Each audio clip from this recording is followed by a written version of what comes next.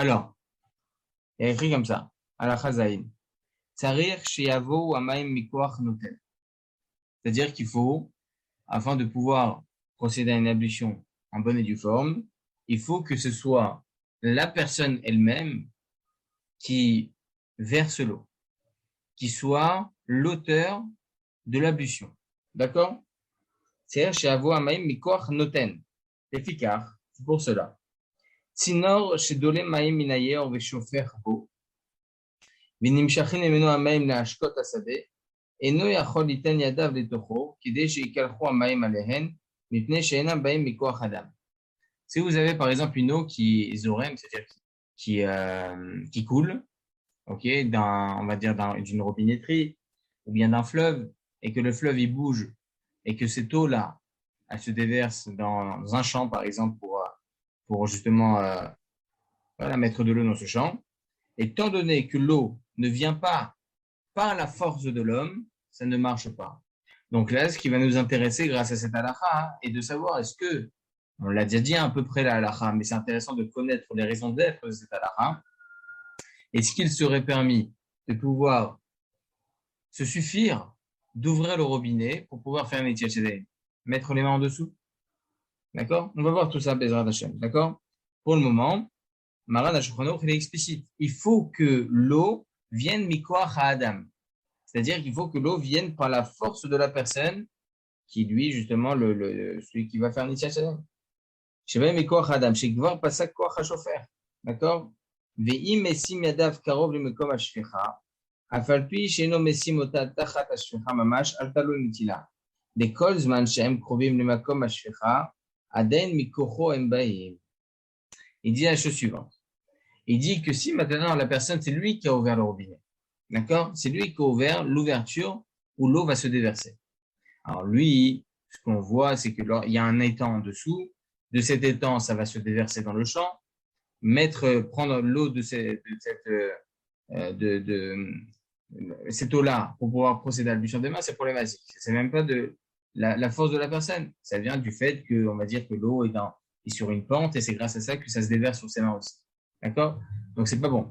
Mais si maintenant, il ouvre la robinetterie, il se retrouve vraiment proche de l'endroit où il a ouvert. C'est-à-dire qu'il met ses mains proches de l'ouverture de la robinetterie, de la bouche de la robinetterie. D'accord?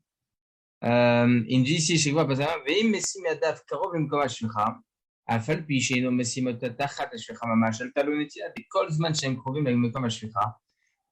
Dans chaque cas de figure où les mains sont proches de l'endroit où l'eau est en train de se déverser, on pourrait quand même considérer que cette eau-là vienne par la force de l'homme.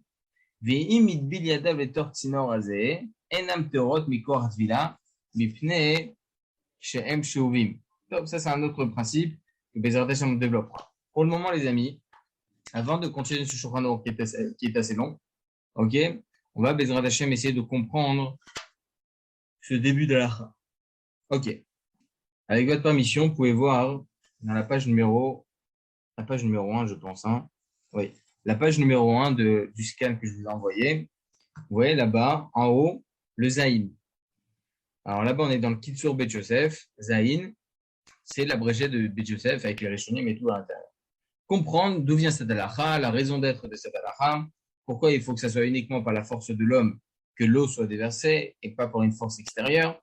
Alors on va voir ça tout de suite. C'est Shavo Amaim, etc. Pasak Koach HaShofer, etc. Ita Begmara, c'est rapporté dans le traité Choulin 107a, Kuzaïn Amoudalef. Ay Ariata de Dalai, En Notlim Meno le Yadaï. Des lo atu mikoach gavra. Alors il s'agissait à l'époque d'une source d'eau là-bas où l'eau se déversait, mais en aucun cas cette eau-là était déversée par la force de l'homme. Alors la Gemara vient nous dire on ne peut pas considérer ce versement-là comme considérant une ablution des mains. Pourquoi? Dès lors à tout mikoach gavra, car ça ne vient pas par la force de l'homme. Ou Piresh Rashi, il vient nous expliquer Rashi. Sinor, c'est quoi Ariyat et Delalai? Sinor sheshofrim lo maim minayeor bedli veu molich maim lesadot. Il s'agissait d'une tuyauterie que l'eau se déversait de là-bas, minayor, depuis le fleuve, Bedli, grâce à l'intermédiaire comment on appelle ça, d'un seau, ils avaient comme un sillon comme ça, un sillon en plastique ou en ferraille à l'époque, ok, un sillon en ferraille, ils mettaient comme ça, penché, et de là-bas se déversait grâce à une planche qui était penchée jusqu'à jusqu'au champ. Donc en réalité, ils prenaient le seau, ils versaient sur ce sillon en ferraille pour que l'eau puisse se déverser jusqu'au champ. D'accord? Maintenant, si la personne met ses mains en dessous, pas en dessous le seau, en dessous le sillon, on va dire, ou bien directement sur la plaque, où va se déverser du champ, etc. Est-ce que c'est bon ou pas? La Gemara, Rashi vient de nous expliquer Tsinar, Shechofren, Lomaï, Minayor, Bedli, Viumole, Fraim, Mesadot. Donc, comme on a dit, ça se déverse ensuite dans le champ. On ne peut pas considérer cela comme étant une ablution. La tête Yadav les taureaux, mettre ses mains à l'intérieur, de l'eau Mikor Gavra Atu. Car l'eau maintenant qui va se déverser, certes, au début, ça a été grâce à l'intermédiaire de l'homme. C'est lui qui a versé l'eau grâce au seau. Mais étant donné étant donné que la force de l'homme n'est plus remarquable ici, parce que maintenant, c'est grâce au fait que il y a une force centrifuge, je ne sais pas comment on appelle ça, qui fait que, étant donné que c'est la planche, elle est penchée, donc automatiquement. Donc, on voit que c'est plus par la force de l'homme que l'eau se déverse. C'est ce qu'on appelle avar koach hachofer. Il n'y a plus la force de l'homme maintenant. En kan lonetila velodvila. On ne peut plus considérer cette eau-là comme prenant part à une possibilité de netilat yadayim, que ce soit en prenant cette eau-là pour faire l'ablution des mains, ou bien en trempant ses mains à l'intérieur. Ok? Veuva batour, voilà, je vais plus loin, je vais pas l'encadrer. Veuva batour, tout ça, c'est rapporté dans le tour. Donc, Rabbi Yaakov Balatourim, le fils du Roche, il rapporte ça aussi, c'est le Gemara. Les Kadvu, Agaot Maimoniot, les amis, c'est un des commentateurs du Rambam, que vous pouvez retrouver directement dans le Rambam, c'est le Agaot Maimoniot.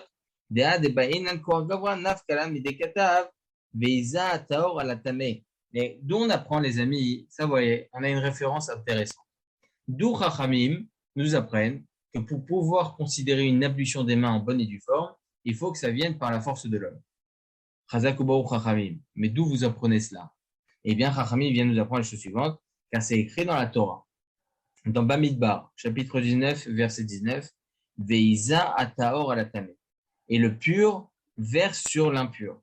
On parle de quoi? La main qui est pure va verser sur la main impure. Donc, le méchant, on parle là-bas ou bien de la paradouma, de la vasrouche, etc., etc. En tout cas, on apprend qu'il faut toujours le koach gavra. Il faut toujours la force de l'homme pour pouvoir considérer cela comme étant une ablution des mains. D'accord? On apprend de ce verset. Très bien. FME. Donc, on a les références, on a l'opinion, et on a aussi la compréhension de cette halakha. Donc, on comprend maintenant un peu mieux pour quelles raisons il faut que l'eau soit déversée directement par la force de l'homme. Moi, il y a une raison qu'il y a marqué l'eau netila velo tevila. Pourquoi il y a marqué tevila? On aurait pu se dire peut-être que si maintenant il y a comme un petit puits à l'intérieur, on pourrait considérer se tremper les mains directement à l'intérieur. Mais même ça, vous allez voir que selon la halakha, on va voir que la tvila c'est différent que la netila, parce qu'on voit que l'eau de mer, ça ne vient pas par la force de l'homme, et pourtant on autorise, on a dit. On n'autorise pas d'utiliser l'eau de mer pour faire netilat yadayim. On l'autorise pour faire tvilat yadayim, c'est-à-dire au lieu de procéder à une ablution des mains normale, on trempe les mains. C'est comme si on faisait un mikvé de nos mains, et ça marche aussi pour netilat yadayim de motzi. D'accord? Même s'il s'agit d'une eau qui est impropre à la consommation, la tvila c'est permis. Donc on va voir pour quelle raison la vérité c'est permis. Si un des paramètres de netilat yadayim, il faut que ce soit koach gavra, la force de l'homme, pourquoi on s'autorise certaines fois, comme le cas de la mer, on s'autorise de se tremper les mains à l'intérieur. On va voir tout ça, Bézrat Hachem. D'accord? Si je peux me permettre une question. Le fait que on prenne avec un seau de l'eau et qu'on le mette dans le sillon, c'est pas considéré comme si on avait fait d'une force de l'homme? Si. Alors? Si, en soi, oui. Mais lorsque le sillon il est penché, d'accord? la force du versement se fait grâce au fait que le sillon soit penché. C'est ça ce qu'il veut nous dire. Koach HaShofer. C'est quoi Koach HaShofer? Il faut que la force de l'homme ait un impact sur le versement. Alors c'est vrai, il n'y aurait pas eu d'eau sans l'homme. Je suis d'accord. Je suis d'accord. Mais est-ce que le versement en soi, oubliez la provenance de l'eau, est-ce que le versement en soi, c'est grâce à la force de l'homme ou pas? C'est ça la là. J'ai compris. D'accord? D'accord. Merci. C'est vrai, sans l'homme, il ne peut pas y avoir d'eau, c'est logique. Mais voilà, on regarde plus cette étape. On regarde la deuxième étape. La force Ok. du versement. Alors, grâce à cela, les amis, on va comprendre par rapport à, comment on appelle ça, par rapport au robinet que l'on a à la maison. Je vous lis ce qui est écrit ici. Il y a écrit comme ça dans l'Yalkut Yosef, la halacha psuka, et après on va essayer de comprendre ensemble grâce aux écrits du Rav. Le Yalkut Yosef en haut, la halacha vav. Première page, l'echatrila, de prime abord, l'echatrila en litol ayadaim alede ptichat aberes v'sgirato. De prime abord, il est préférable de ne pas s'autoriser de procéder à l'ablution des mains en ouvrant et fermant le robinet. D'accord? Et là, étole et décli. Mais il devra procéder à l'ablution des mains par l'intermédiaire standard d'un ustensile. Ou mikol makom, à mekel basé beshaad atrak. Cependant, une personne qui est plus souple en cas de force majeure, entre parenthèses, chez en lokli netila, comme par exemple, il n'a pas du tout d'ustensile pour pouvoir faire un netilat, et il s'autorise à aller des petits chats il ouvre et ferme le robinet, comme vous avez dit plusieurs fois avec Shai, en ouvrant et fermant le robinet à chaque fois qu'il veut verser de l'eau. Yeshlo al-mal shiisman. Il a sur qui se tenir. Ou bilvad, shamay mamagim le beres beim derech chavit et alagag. Uniquement dans le cas de figure, on peut s'autoriser à faire cela, uniquement si l'eau elle vient d'une hauteur. D'accord? Elle vient d'un récipient qui se trouve au-dessus. Comme toutes les robinetteries en général, l'arrivée d'eau se trouve au-dessus de notre tête, ok, sur le toit. En général, ça se passe comme ça, en tout cas. D'accord? Non, dans un immeuble de 15 étages, l'eau, elle vient d'en bas, elle vient pas d'en haut. Vous avez raison. Vous avez raison. Ça, c'est à voir selon la halakha. Il semblerait que dans ce cas de figure, ça ne marche pas. Alors, regardez ce qui est écrit ici, en bas, dans l'Yalkut Yosef. Alors, c'est vrai que c'est assez long, mais on ne va pas tout faire. Vous en faites pas. D'accord? Il est écrit dans l'alinéa 7, Zain, toujours la première page. Il est écrit comme ça. Benidot Didan, dans ce cas de figure, dans le cas qu'on est en train de développer ensemble. Yesh ladun mitzad shlosha inyanim. On pourrait se poser des questions sur 3 sujets différents. Aleph, premièrement, Ir chashiv kenetila abba mikor gavra. Donc la question que l'on se pose sur notre halakha, est-ce qu'on peut considérer cela en ouvrant et fermant le robinet comme étant la force de l'homme? Car c'est inéluctable, ça veut dire que ça encadre toute notre ablution des mains si on ne procède pas avec ce paramètre. C'est-à-dire qu'il faut vraiment la force de l'homme. Donc ça, c'est la première chaîne. Deuxième question, bête. Est-ce qu'on considère la robinetterie comme étant un ustensile? Ça, c'est un grand cas, les amis, qu'on avait depuis le début. On ne peut en aucun cas procéder à l'ablution des mains si ce n'est avec un ustensile. Donc, je serais peut-être d'accord que ouvrir et fermer le robinet, on pourrait dire que c'est la force de l'homme. Mais qu'est-ce que tu fais du premier paramètre, le plus important? Il faut un ustensile. Est-ce que tu considères la robinetterie, la tuyauterie, tout ça comme étant un ustensile? Comme c'est écrit, comme c'est écrit dans le traité Choulin, comme c'est rapporté dans le Rambam, dans le Tour, le Shulchan Aruch. Dernière ligne du premier paragraphe qu'on est en train de lire, Gimel, troisième sujet à développer. Ça,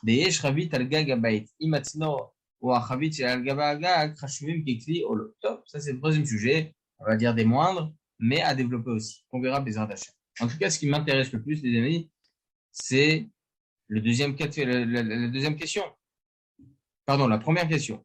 Est-ce qu'on considère le fait d'ouvrir et fermer le robinet comme étant Kohar Gavra, la force de l'homme? C'est notre sujet à nous, à développer.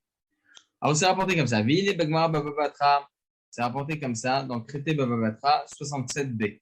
Baye Rav Yosef. Rav Yosef, il pose la question. Vous savez que Rav Yosef, il était aveugle.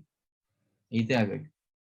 Et juste lorsqu'il entendait les escaliers grincer, il savait que c'était sa mère qui était en train de monter, il se levait pour pouvoir faire Kibbout Avim. Très intéressant. Top. Baer Rav Yosef, il pose la question à Rav Yosef. Chishev la diar baen aistrobal, maou. Top. Une personne qui souhaite maintenant laver le aistrobal, top, c'est les dînes de Zraïm. Pas rentrer dans tous les détails, les amis, il y a beaucoup de choses à développer, mais j'aimerais vraiment me situer sur notre sujet. Mais c'est Alik Beteko, donc la question reste en suspens. Mikan lamad de Sefer Aguda, she'en litol ma'im la'achila me'otan avanim she'esh lahem bayit bet kiboul venigdu bakotet. Ve'esh lahem barza. Alors, il dit quelque chose d'intéressant. Selon cette Gemara que, avec votre permission, je ne vais pas tout développer parce que c'est les dignes de Touma Vetahara, etc. C'est assez important comme sujet. On ne peut pas tout développer. De là, en tout cas de cette Gemara, le Sefer Aguda vient nous apprendre le chose suivant. Un little maim, on ne peut en aucun cas procéder à l'ablution des mains pour pouvoir manger, la achila, mais otam avaim shesh lahem bet kiboul venigviu bakotet. On ne peut en aucun cas procéder à l'ablution des mains par l'intermédiaire des pierres qui étaient à l'époque incrustées dans le mur, ok, où il y a de là-bas, dans cette pierre-là, comme une ouverture de la pierre en bas, ok, il faisait passer l'eau grâce à un béret, grâce à une tuyauterie. Vova Barama, c'est rapporté dans le Rama, Vegvariksha Atureza Avsham, Share Sal Kabeteku, Velama Echmer Benchef Daim Shidera Banan, Akol Safek Benitila, Yadanim Maslina Lekula, Kideita Bematnitin, Vain Beshut Arugata Posem, Ben Kamakomare, Ubagmara Khulin Ita. Direct, messieurs, je prends directement Ubagmara Khulin Uzain Ita. Donc, c'est 6e ligne en partant du dernier paragraphe, début du dernier paragraphe. Traité Khulin 107b, 107a, pardon. Ita, c'est rapporté. Amar Papa, Ay Ariata de Dalai Enotli Miminu Yadem, Dula Atu Mikor Gawa, Veim Ikarev, Legabe Dula de Kaatu Mikor Gawa, Notem Miminu Yadem, Ven Baze Dula. Amar le Rav Sheshet la Mimar, Kabdinan Amna, Amar le In, Arzuta, Amar le En Ashiura, Amar le In. Alors j'explique. C'est une Gemara qui a l'air qu'on a déjà développé. On a dit que si une personne, elle souhaite, voilà, grâce au seau, il versait de l'eau directement dans ce sillon un peu en ferraille qui tombait directement dans le champ. On a vu dans la Gemara que c'était pas possible d'utiliser cette eau-là. D'accord? Parce que ça vient pas Mikor Gavra. Alors, viens expliquer la chose suivante. Rashi vient expliquer. Ou Piresh Rashi. Aïe, Ariat Edelay, sinon je j'offre l'eau maïmina. Mais badle veu atsinor, molich maïm les sadot, en otli mimeno le yaden. La tête yada le tocho le toch atsinor, veiklecho amaïm le tocha de l'eau à tout Mikor Gavra. שכבר עבר כוח השופר. ומה שהוסרח הנשיאה תהיה מקור הגבוה, בספר תורת חיים, מה שכתב על זה, ואין בשו"ת שבט הקהתי, סימן פ"ח, והנה נחלוקת הראשונים בביאור הסוגיה. Alors, selon ce que l'on a déjà développé ensemble dans la Gemara, qu'on a déjà vu dans le petit sur Yosef, et selon ce qu'on vient de voir, il y a une marloquette dans les Rishonim. Parce que selon ce que les Chaoura dit la Gemara, on pourrait mettre les mains proches de l'endroit où l'eau elle va sortir, ok, pour pouvoir considérer cela comme étant un Etchadem Bediavad, oui, mais ça peut être oui considéré. Alors justement sur ça, il y a une marloquette dans les Rishonim, dans le Biur Asuga, sur l'explication de la Suga. Alors, regardez, c'est écrit comme ça. I bainan shamaim yavo al yado mikoach adam mamash, qui est Rabbi aussi. Oh, dedam bekoach noten, afilu kof ou baal chay. Pose la question dans les Rishonim. Est-ce qu'il faut que ça soit uniquement par la force de la personne concernée par l'ablution des mains, ou même par une force extérieure? Tant que ça vient par une force extérieure, ça serait bon. D'accord? C'est ça la question. Même par un singe, même par un autre animal, on s'en fout.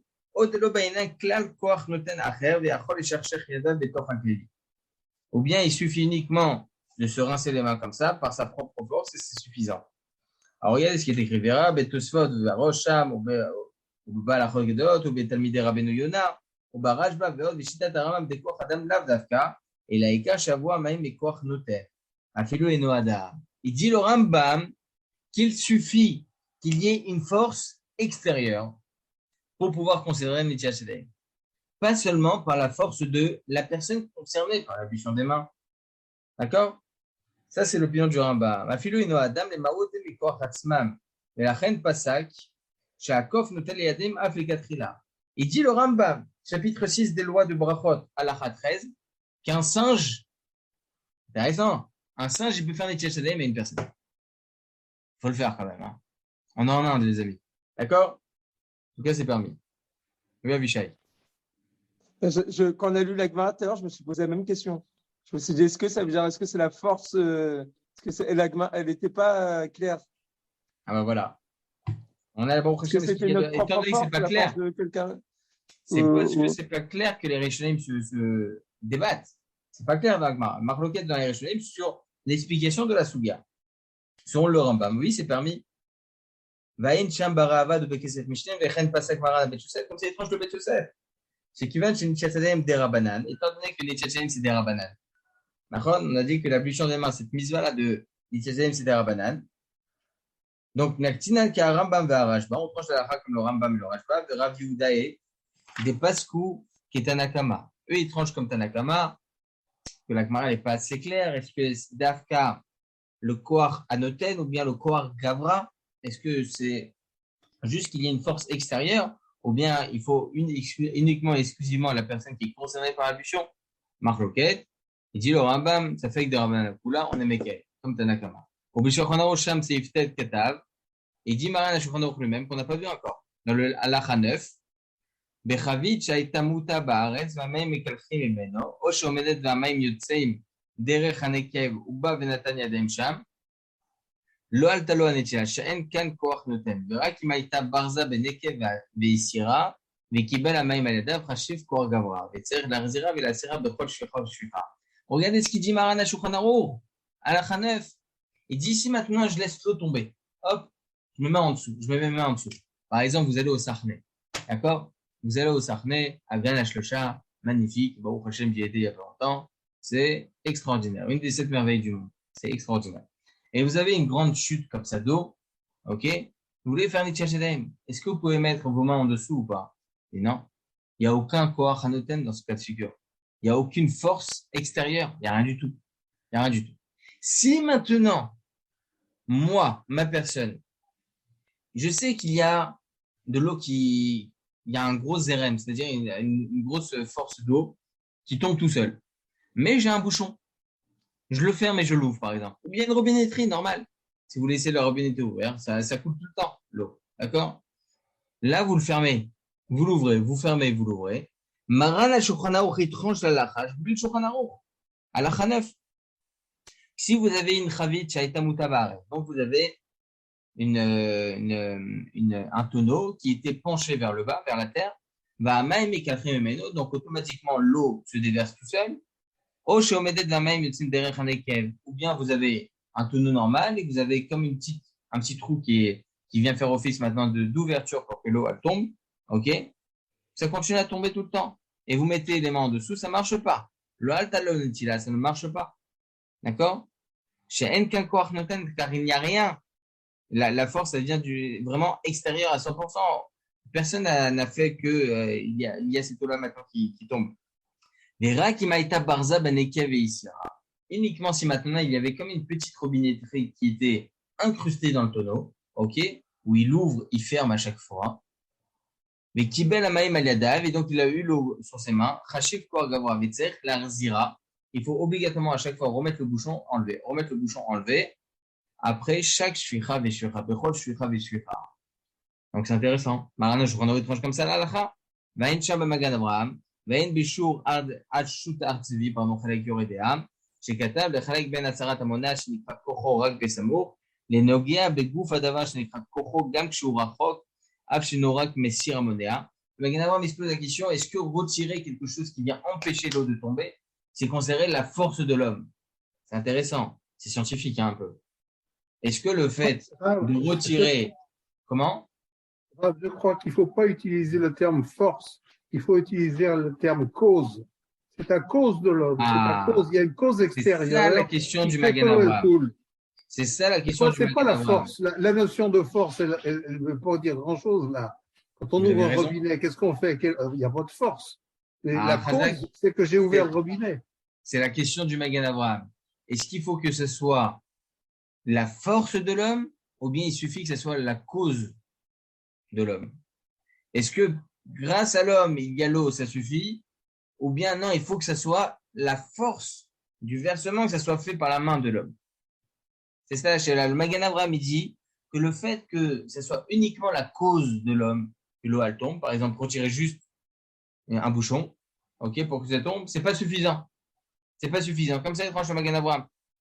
C'est ce qui est écrit ici. Vaïn Shem Magen Avraham, Vaïn Tzvi, Artsevi, pardon.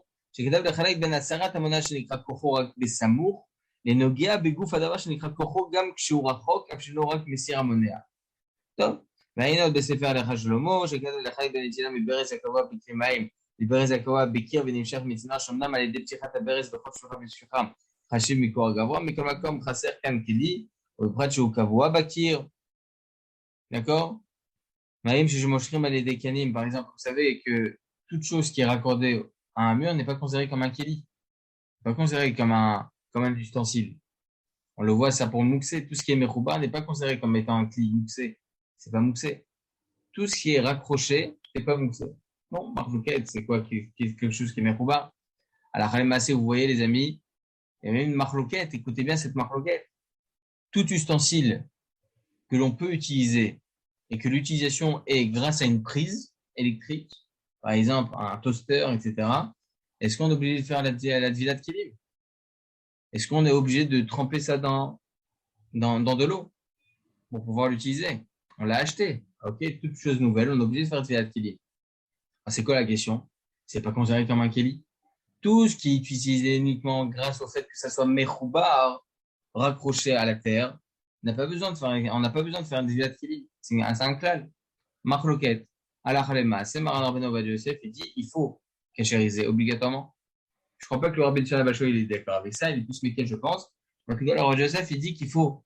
Alors, lorsque vous avez des éléments ménagers qui sont électriques, on fait un kinyan à un goy, on donne à un non-juif, c'est préférable, on ne va pas tremper, c'est impossible. D'accord? Donc, ça, c'est un autre sujet. Mais en tout cas, tout ce qui est mechoubar à la terre, il y a une question dans la halakha. D'accord? Il y a une question dans la halakha, est-ce qu'on peut considérer cela comme étant un ustensile? Et donc, automatiquement, une robinetterie qui est raccrochée au sol, est-ce que ça va être considéré comme un ustensile? Est-ce qu'on considère ça comme un kéli? D'accord? Donc, on a compris que selon la halakha, le fait d'ouvrir et fermer, on peut considérer. Marana Shulchan Aruch. C'est Kohar Gavra. Le Shulchan Aruch, il est clair, alors que le Yalkut Yosef, il dit que les Khatrila, on ne fait pas ça. Mais pourquoi? Et pas par rapport à Kohar Gavra. Pas par rapport à Kohar Gavra. Uniquement par le fait selon certains, le fait que ça soit un kéli qui est raccroché au sol, c'est pas un kéli. Donc, Kohar Gavra, oui, c'est considéré comme Kohar Gavra. Donc, dans notre halakha, c'est bon. Mais la problématique est, est-ce qu'on va considérer la tuyauterie comme étant un ustensile? C'est ça la deuxième question. Je ne veux pas tout vous lire, les amis, il est déjà assez tard. Bezrat Hashem, en tout cas, si vous voulez, on en reparlera. En tout cas, la Khalema, c'est comme on a dit. Les Katrila, il vaut mieux pas utiliser. Kohar Gavra, oui, c'est considéré comme étant Kohar Gavra. D'accord? Mais est-ce qu'on considère cela comme étant un ustensile ou pas? Marqué dans les Rishonim, dans la Acharonim, à la Khalema, c'est Béchat, Atrak, en cas de force majeure, on peut se suffire et se tenir sur l'opinion plus méquelle, parce que tout ça, c'est que des Rabbanan. D'accord, les amis?